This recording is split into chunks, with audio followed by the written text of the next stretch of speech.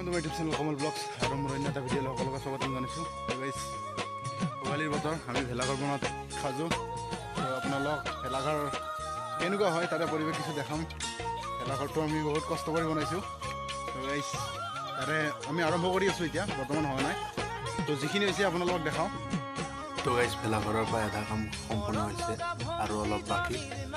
তো গাইজ নৰা কাটি থকা বা বাঁহ কাটি থকা এইবিলাক দেখাই থকা নাই, ডাইৰেক্ট ভেলাঘৰটো বনাই থকাই দেখাইছোঁ।